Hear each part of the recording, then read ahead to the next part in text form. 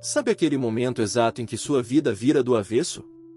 O instante em que tudo que você acreditava, tudo que você construiu com cuidado e confiança, desmorona com uma única mensagem no celular? Pois é. Foi assim que descobri que minha mulher estava me traindo. E o pior, com meu melhor amigo. Meu nome é Daniel, tenho 35 anos, moro em Austin, Texas, e até pouco tempo atrás, eu achava que minha vida era tranquila. Nada de grandes dramas. Sou mecânico, dono de uma oficina que herdei do meu pai, e levava uma rotina bem simples, talvez até simples demais, pensando bem. Acordava cedo, café forte na caneca de metal que minha esposa me deu quando fizemos 1 ano de casados, e seguia pro trabalho. Oficina, ferramentas, cheiro de graxa, rádio tocando música country, clientes fiéis que vinham tanto pelos concertos quanto pela conversa. Final de semana era churrasco no quintal, cerveja gelada, jogo de futebol americano na TV e o Gus, meu cachorro, correndo atrás da bola como se fosse um filhote ainda. A minha esposa, ex-esposa, agora, se chama Melissa. A gente se conheceu há mais de uma década, num encontro às cegas que minha irmã armou. Eu fui meio contrariado. Não sou desses caras de date arranjado. Mas ela apareceu usando uma camiseta dos Cowboys e um sorriso que fez o bar inteiro parecer mais iluminado. Era engraçada, sarcástica no ponto certo, do tipo que zoava você de um jeito que te fazia rir junto. Ela me venceu na conversa. Em 1 mês, a gente já estava grudado. Em 1 ano, morando junto. 3 anos depois, casamos. Os primeiros anos foram bons. Sério. Muita gente gosta de reescrever o passado depois de uma traição, como se tudo tivesse sido uma mentira desde o começo, mas não é justo dizer isso. A gente se amava, ou pelo menos eu achava que sim. Ela se interessava pela minha oficina, me ajudava com as planilhas, fazia questão de decorar nosso lar com gosto. Nossos domingos eram só nossos. Filme no sofá, panquecas no café da manhã, planos de filhos. Até tentamos, uma vez. Ela perdeu o bebê nas primeiras semanas. Choramos juntos. Foi difícil. Mas seguimos. E aí tinha o Brian. O melhor amigo. Conheci o Brian no ensino médio. A gente fazia parte da mesma turma que passava mais tempo no estacionamento da escola do que na sala de aula. Ele era o cara que sempre tinha uma piada pronta, sabia flertar com todo mundo e conseguia sair de encrencas com um sorriso. Diferente de mim, que era mais reservado, o Brian era um furacão social. Mesmo assim, a gente se entendia. Dividimos apartamento por um tempo na faculdade. Ele me ajudou a montar a primeira versão da minha oficina, ainda no galpão da minha avó. Foi padrinho no meu casamento. Gus adora ele. Era tipo um irmão que a vida tinha me dado. E foi esse mesmo irmão que dormiu com minha esposa. Mas calma, ainda não chegamos lá. As coisas começaram a desandar devagar, como se fossem pequenos vazamentos num barco. Primeiro foram os atrasos da Melissa para voltar para casa. Depois, as desculpas meio forçadas. A gente teve reunião extra no trabalho, fui tomar vinho com a Carol, precisei ajudar minha mãe com umas coisas no apartamento dela. Tudo plausível. Mas repetido demais. Às vezes, ela chegava com cheiro de perfume diferente, e eu pensava, talvez ela tenha passado em alguma loja. Teve uma noite que ela esqueceu o celular desbloqueado em cima da mesa e uma notificação pulou. Adorei ontem. Quero mais. Eu li, travei. Mas convenci a mim mesmo de que poderia ser uma amiga, alguma brincadeira fora de contexto. Eu queria muito acreditar. O que mais me irrita, olhando agora com distância, é o quanto a gente se sabota para não enxergar. Eu via os sinais, sim. Os olhares esquisitos entre ela e o Brian. As risadinhas quando eu entrava no cômodo. Os, sem querer, toques quando se encontravam. Lembro que uma vez fui no banheiro durante um churrasco e, quando voltei, os dois estavam rindo de algo que parou na hora que entrei. Silêncio seco. Eu perguntei o que era, ela disse besteira. E eu deixei passar. Eu deixei passar tanta coisa. O Brian estava sempre presente. Sempre. Ajudava a organizar festas, Vinha consertar coisas em casa, aparecia com cerveja e falava: só vim ver como vocês estão. Um dia, levou a Melissa para uma loja de móveis porque ela estava escolhendo uma estante nova e você estava ocupado na oficina. Eu achei gentil. Achei normal. Até o dia em que tudo que era dúvida virou certeza. Melissa estava no banho. Eu queria pedir comida, e o celular dela estava destravado. O iFood estava minimizado, mas o WhatsApp aberto. E ali, no topo, a conversa com o Brian. Eu podia ter fechado. Podia ter deixado pra lá. Mas alguma coisa no meu peito me mandou abrir. E foi como mergulhar num pesadelo com olhos abertos. Mensagens como: você tava linda ontem. Quase falei que te amo ali mesmo. Ele tava na sala e eu só pensava em você. Não vejo a hora de você ser só minha. Fotos. Prints. Nudes. Emojis. Risadas. Eles tinham um grupo secreto com nome irônico, só para profissionais. Tinham apelidos para mim: o mecânico, o cowboy cego, o otário. Eles me chamavam de otário, enquanto eu consertava o carro da Melissa e pagava as contas de casa. Quando ela saiu do banho e me viu parado, celular na mão, cara congelada, o mundo pareceu parar. Tentei falar, mas minha voz não saiu. Só consegui perguntar: quanto tempo? Ela demorou. Olhou pro chão. Secou o cabelo com a toalha devagar, como se ainda tivesse esperança de me convencer que eu tava exagerando. Mas aí ela soltou: uns 5 meses. 5 meses. Eu saí de casa naquela noite. Peguei só meu casaco, meu cachorro e o resto da dignidade que consegui catar do chão. Fui direto para a casa da minha irmã. Não chorei. Não gritei. Só fiquei mudo. Era como se eu tivesse sido engolido por um silêncio absoluto. E foi nesse silêncio que eu decidi que, se ela e o Brian achavam que tinham vencido, estavam completamente enganados. Depois que saí de casa naquela noite, o mundo parecia mudo. Não o tipo de silêncio calmo, mas aquele que grita nos ouvidos. Aquele que vem depois da explosão, quando a poeira ainda não baixou e você não sabe se está inteiro ou se foi partido em pedaços pequenos demais para reconhecer. Fiquei na casa da minha irmã Juliana. Ela mora sozinha num apartamento pequeno, mas me abriu as portas como se já estivesse esperando por aquilo. Quando apareci lá com o Gus e a cara de quem viu a própria vida em ruínas, ela só falou: aconteceu? Eu balancei a cabeça. E ela não perguntou mais nada naquela noite. Só fez café, colocou uma coberta no sofá e deixou uma caixa de lenços por perto. Nem precisei usar. Eu não chorei. Não naquela noite. Nos dias seguintes, as lembranças começaram a me esmagar. Era como assistir a um filme que eu não tinha notado que estava passando o tempo todo, e agora tudo fazia sentido. O Brian sumia por horas e depois aparecia com desculpas de reuniões ou trabalhos extras. A Melissa usava roupas diferentes quando saía sozinha, se maquiava mais do que de costume, e ficava estranhamente feliz depois de ter ido ao Pilates. Uma vez, eu voltei para casa mais cedo e os dois estavam rindo juntos na sala, assistindo algo no YouTube. Quando entrei, ela desligou a TV rápido. Ele levantou do sofá num pulo. Tava só mostrando um vídeo idiota, disse. Eu acreditei. Mais uma vez. Na verdade, eu não queria ver. Quando você ama alguém, seu cérebro faz um trabalho surreal de proteção. Você vê as bandeiras vermelhas, mas pinta todas de branco.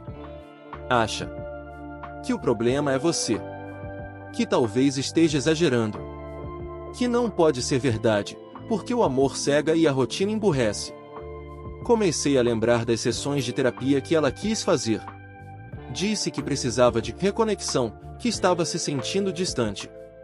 Que eu tinha me acomodado, que o casamento estava morno. Eu fui. Me expus. Falei das minhas falhas. Assumi responsabilidades.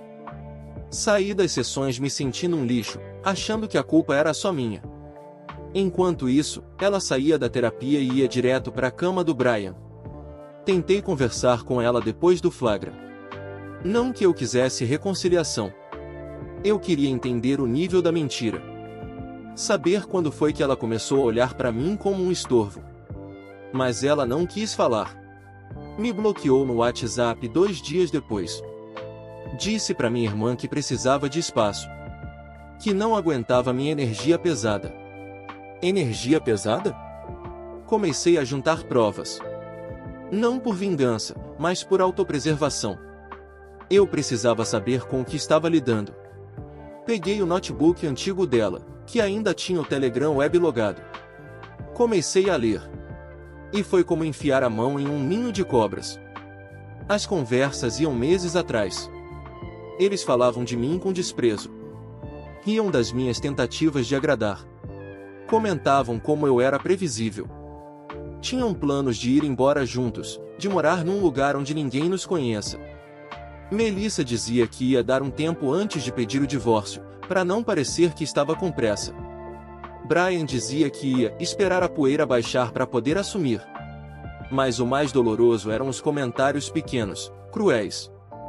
Como ela reclamava do jeito que eu cortava o pão, do meu jeito de falar, das roupas que eu usava. Como ele dizia que mal podia esperar para jogar tudo na minha cara um dia. Comecei a salvar tudo. Prints, vídeos, áudios. Fiz backups em 3 lugares diferentes. Organizei por pasta, como se fosse um caso criminal. E, no fundo, era. Eles não tinham só traído um casamento. Tinham traído uma história. Uma vida inteira. Falei com um advogado. Expliquei a situação, mostrei as provas. Ele ficou em silêncio por um tempo e depois disse: "Você tem tudo o que precisa para ferrar com ela. Mas vai querer seguir por esse caminho mesmo?" Eu queria. Mas não de qualquer jeito. Foi quando pensei na Alicia. Ela era a noiva do Brian. Sim, noiva. Eles estavam juntos há 2 anos. Eu conhecia de vista, das festas, dos churrascos. Sempre achei ela simpática, um pouco tímida, mas muito doce. E, claramente, completamente enganada. Ela não fazia ideia do que o noivo dela andava fazendo pelas costas, literalmente.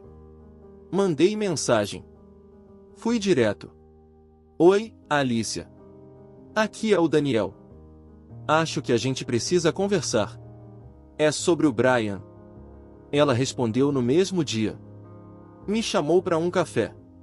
Cheguei lá com o celular cheio de provas, mas preparado para que ela duvidasse, chorasse, surtasse. Só que ela ouviu tudo em silêncio. Pegou o celular, olhou os prints, viu os vídeos. Quando acabou, ela respirou fundo, fechou os olhos e disse: "Eu sabia. Lá no fundo, eu sempre soube." Ficamos ali, sentados por horas. 2 estranhos com o coração em pedaços, tentando entender como tinham sido feitos de idiotas por pessoas que amavam. A dor dela espelhava a minha. E naquele dia, entre cafés frios e olhares de pena dos atendentes, firmamos uma aliança. A primeira de muitas. E foi assim que tudo começou a mudar. Porque agora, eu não estava mais sozinho. E minha vingança, que até então era só um desejo amargo, estava prestes a se tornar algo muito maior. Depois daquele café com a Alicia, algo em mim mudou. Era como se a dor tivesse encontrado direção. Antes, eu me sentia como um carro batido no acostamento. Agora, eu tinha motor, tinha gasolina, e mais importante, tinha destino. Só que dessa vez, eu não ia sair acelerando sem rumo. Não. Isso aqui ia ser uma viagem bem planejada. Com rota, pit stops e uma chegada triunfal. A Alicia virou minha cúmplice. A gente começou a trocar mensagens, ideias, estratégias. No começo, tudo girava em torno da dor. Depois, começou a virar ação. Ela era organizada, metódica, com um olhar clínico para destruição emocional. A gente não vai berrar, Daniel. A gente vai sussurrar. Mas eles vão ouvir até do outro lado da cidade. Nosso primeiro movimento foi expor Melissa. Ela trabalhava como assistente de um designer renomado de Austin, um cara ultraconservador, famoso por valorizar famílias tradicionais e se gabar disso em eventos e redes sociais. Melissa fazia questão de aparecer nas fotos corporativas com aliança no dedo e sorriso no rosto, como se fosse a encarnação da esposa perfeita. A Alicia me ajudou a montar um dossiê. Incluímos prints de mensagens com datas, conversas explícitas no horário do expediente, e, claro, o vídeo, aquele dela e Brian se pegando na minha cozinha, rindo enquanto bebiam meu uísque. Enviamos tudo em um e-mail anônimo para o chefe dela. Só colocamos no assunto: talvez você queira rever sua equipe. 2 dias depois, Melissa foi chamada para uma reunião. No mesmo dia, ligou chorando para minha irmã, dizendo que lhe estava sendo injustiçada e que um psicopata estava tentando arruinar a vida dela. Psicopata? A mulher me traiu por 5 meses com meu melhor amigo e eu virei o psicopata? Logo em seguida, ela foi afastada temporariamente da empresa, sob a desculpa de problemas pessoais. Os rumores começaram a circular. O círculo social dela ficou dividido. Algumas amigas que eram próximas começaram a sumir das redes. Outras postaram mensagens misteriosas tipo "a máscara sempre cai" ou "nem todo sorriso é verdadeiro". E eu? Eu só observava. Segundo o alvo, Brian. A Alicia queria algo mais impactante. Então organizamos um jantar com a família dele. Um jantar de despedida de solteiro antecipado, segundo ela. Estavam lá os pais dele, irmãos, 2 tios e uma prima fofoqueira, essencial pro plano. A Alicia se levantou, brindou com o vinho e disse: "Antes de casar, preciso dividir algo importante com vocês." E então ligou o projetor. Sim, ela levou um projetor. Apresentação em PowerPoint com fundo branco, letra preta, slides com títulos como Capítulo 1, o início da traição, Capítulo 2, o desprezo, Capítulo 3, o cúmplice canalha. As imagens falavam por si. A plateia estava muda. A mãe do Brian chorava. O pai dele, militar aposentado, apertava o braço da cadeira com tanta força que parecia que ia quebrar. E o Brian? Tinha sido avisado para chegar mais tarde. Quando chegou e viu tudo rolando, tentou desligar. Alicia só apontou o controle e disse: "Senta. Você vai assistir até o fim." Depois do jantar, ela terminou com ele na frente de todos. Tirou o anel de noivado, colocou na mesa e disse: "Você nunca mais vai usar meu nome para parecer homem." Saiu com dignidade de quem expôs um traidor com classe. Eu, ali de longe, fiquei orgulhoso. A reação em cadeia começou. Alicia, com a ajuda de um amigo no RH, fez uma denúncia formal na empresa onde Brian trabalhava. Mostrou prints de conversas com conteúdo sexual trocadas durante o expediente, usando o celular corporativo. A política da empresa era clara: tolerância zero para condutas antiéticas que comprometam a imagem profissional. Ele foi demitido em 1 semana. Sem direito a seguro. E ainda ficou com fama de assediador, porque algumas mensagens pareciam forçadas.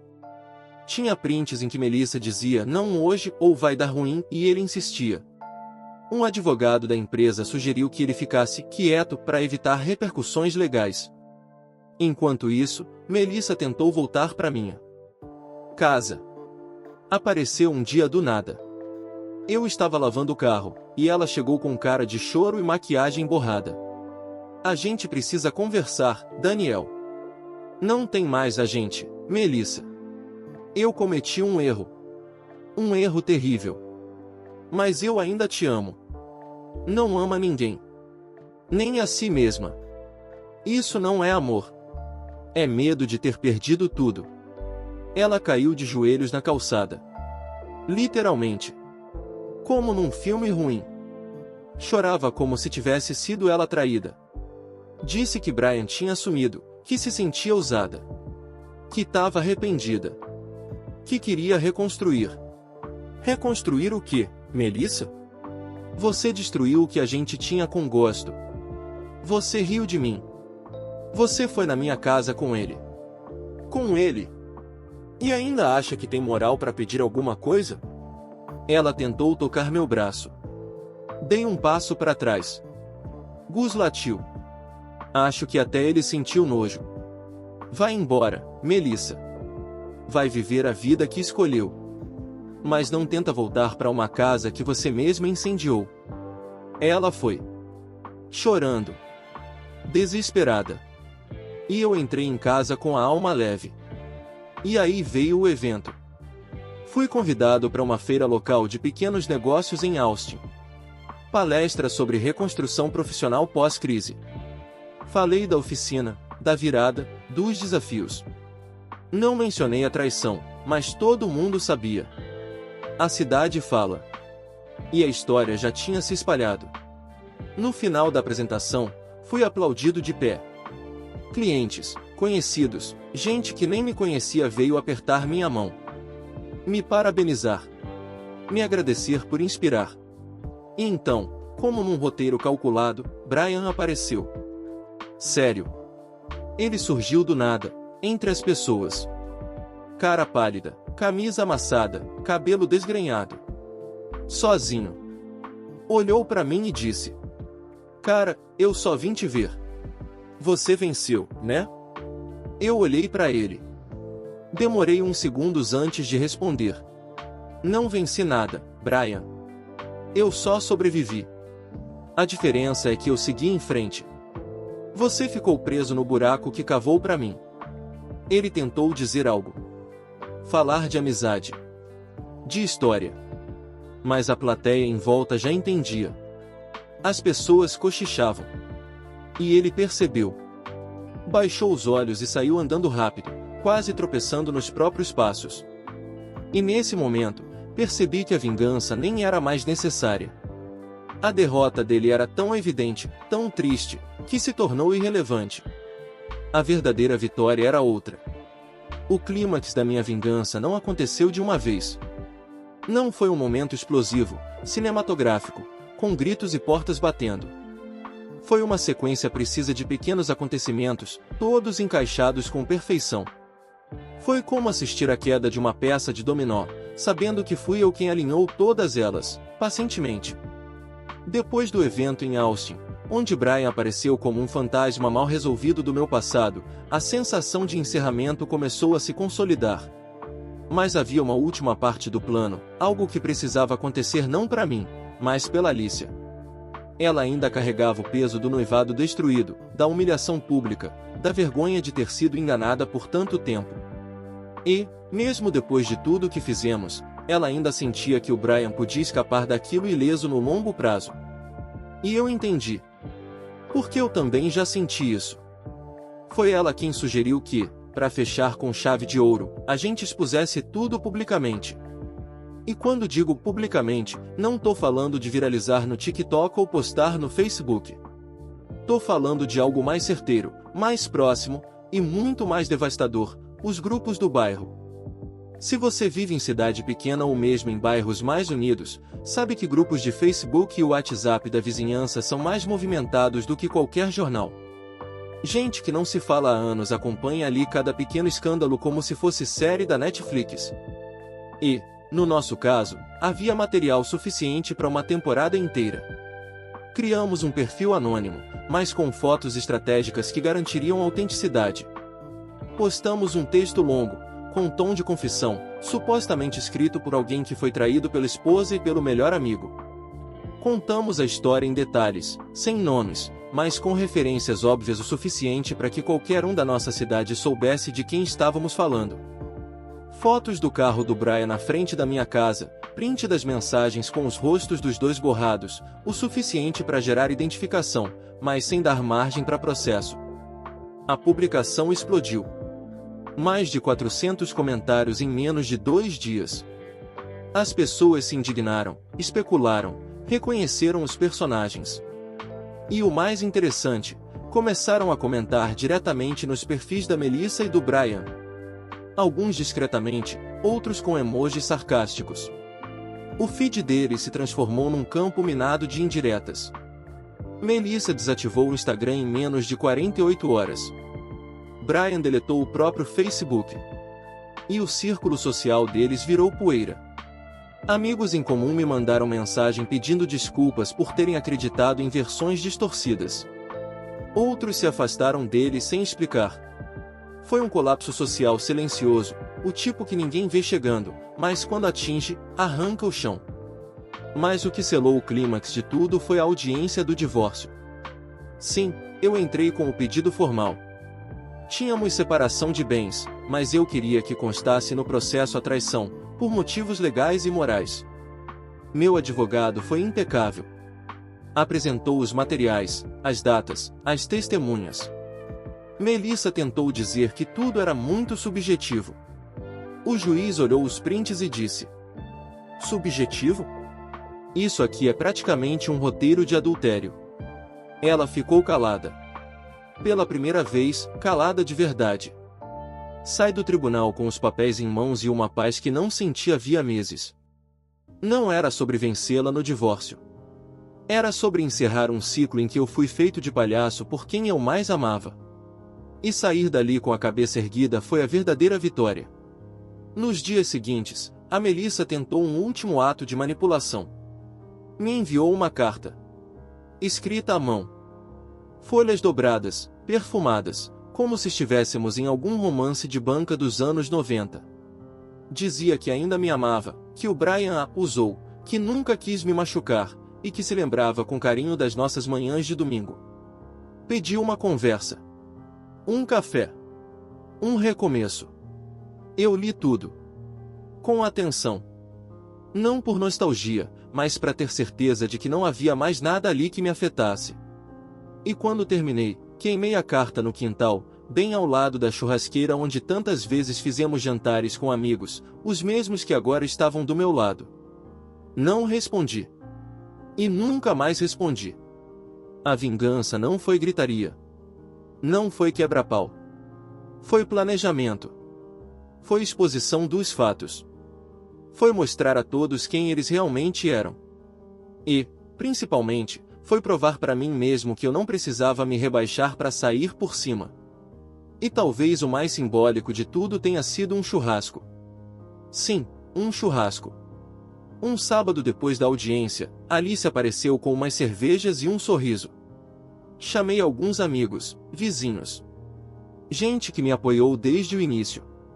Fiz costela, asinha de frango, milho grelhado. Música country rolando, Gus correndo de um lado pro outro com uma bola na boca. No meio da tarde, uma amiga me puxou e disse: "Você percebeu? Você reconstruiu tudo. Mas do seu jeito. E melhor." Alicia ficou até tarde. A gente riu, bebeu, lembrou das mensagens mais ridículas do Brian, ele realmente achava sexy mandar foto com aquele chapéu de cowboy, e terminamos a noite sentados no sofá com o silêncio confortável de quem não precisa fingir nada. Não beijamos. Não falamos de futuro. Só ficamos ali. E foi nesse momento que percebi. A vingança não era o fim. Era o recomeço. Hoje, quando olho para trás, é difícil acreditar que vivi tudo aquilo. Parece que estou relembrando a história de outra pessoa. Como se aquele Daniel, o cara que acreditava em amor incondicional e amizade eterna, tivesse morrido junto com a primeira traição descoberta no celular. E talvez tenha mesmo. Mas a melhor parte é que no lugar dele nasceu alguém melhor. Alguém que aprendeu que o amor próprio não é egoísmo, é sobrevivência. A vida retomou seu curso. A oficina cresceu. Com as novas estratégias que implementei, agora temos mais clientes do que nunca. Recentemente contratei 2 funcionários, abri uma conta no TikTok e até apareci em uma matéria de jornal local sobre empreendedores que se reinventaram depois de crises pessoais. Falei sobre superação, resiliência, e mesmo sem mencionar nomes, o jornalista deu um sorrisinho e disse: "Sei bem de quem você tá falando." A Alicia segue presente. O que começou como uma aliança de sobrevivência virou uma amizade sólida. E dessa amizade começou a brotar algo mais. Sem pressa, sem peso. A gente se entende num nível que só quem já foi quebrado do mesmo jeito consegue. Quando ela segura minha mão, não é pela carência. É porque sabe que não precisa esconder nenhuma parte de si. E isso, depois de tudo, vale mais do que qualquer vingança. Melissa sumiu. O último sinal dela foi a carta que queimei. Disseram que ela tentou se reinventar em outra cidade, mas que carrega a fama do escândalo até hoje. Ninguém esquece uma história dessas. A cidade pode ser grande, mas a memória é pequena quando o assunto é traição pública. O Brian, bom, ele virou piada local. Aquela piada triste que ninguém mais convida pra nada. Uma sombra do que já foi. E sinceramente, eu não desejo mal a nenhum dos dois. Não mais. O que eu queria, eu já tive, a verdade revelada, a justiça feita à minha maneira, e principalmente, a minha liberdade de volta. Liberdade de viver sem desconfiança, sem manipulação, sem peso desnecessário nas costas. Liberdade de rir de novo, de fazer planos, de olhar no espelho e gostar do que vejo. Às vezes ainda penso nos detalhes. Nos momentos em que quase acreditei nas desculpas. Nos sinais que ignorei. E aí, em vez de raiva, sinto orgulho. Porque mesmo com tudo isso, eu não me tornei amargo. Eu escolhi o caminho mais difícil, o de reconstruir. Acho que no fim, essa é a moral da história, e se você chegou até aqui, talvez seja isso que você precise ouvir, não importa o quanto te quebrem. Se você tiver paciência, inteligência e um pouco de ajuda, dá para pegar os cacos e montar algo melhor. Algo só seu. Algo mais forte. Eles me traíram achando que eu era fraco. Que ia desmoronar. Que nunca teria coragem de reagir. Erraram feio. Porque eu não só reagi. Eu reconstruí. Eu cresci. Eu me tornei alguém que eles não reconhecem mais, e nunca mais vão alcançar. E a melhor parte. Minha vingança não gritou. Ela floresceu.